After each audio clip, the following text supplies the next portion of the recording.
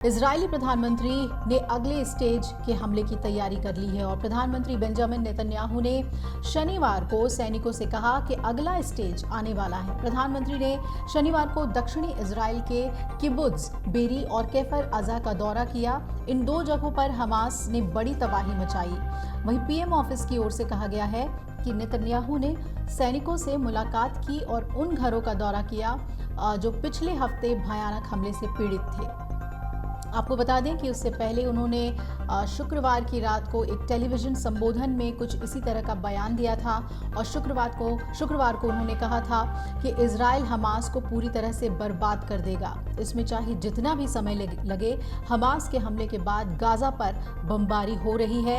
Israel के इस कदम को नेतन्याहू ने शुरुआत बताया और कहा कि मैं ज़्यादा कुछ नहीं कहूँगा, लेकिन हमारे दुश्मनों ने सिर्फ कीमत चुकानी शुरू की है।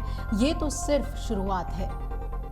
इजरायली डिफेंस फोर्स के शनिवार की सुबह ये पुष्टि की कि इजराइल ने 1000 से ज्यादा हमास के ठिकानों पर हमला किया है। इस हमले में हमास के कुछ टॉप आतंकवादियों के मारे जाने की खबर भी है।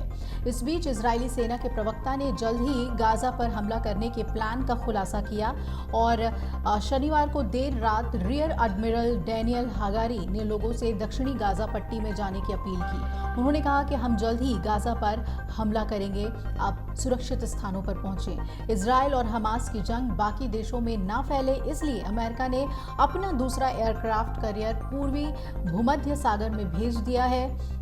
अमेरिकी रक्षा सचिव लॉयड ऑस्टिन ने शनिवार को बताया था कि यूएस इजराइल के खिलाफ शत्रुतापूर्ण कार्रवाई या हमास के हमले के बाद इस युद्ध को बढ़ाने के लिए भी प्रयास को रोकने के लिए दूसरा एयरक्राफ्ट कैरियर भेज रहा है।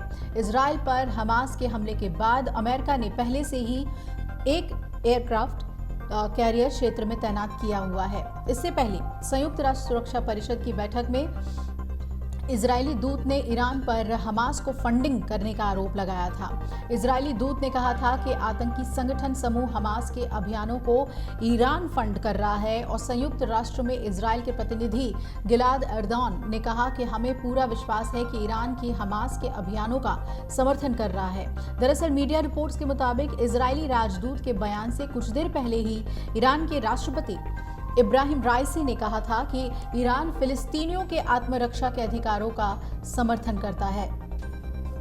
दूसरी तरफ हमास ने ये कहा कि ये यरूशलेम में अल अक्सा मस्जिद को इजराइल की तरफ से अपवित्र करने का बदला है।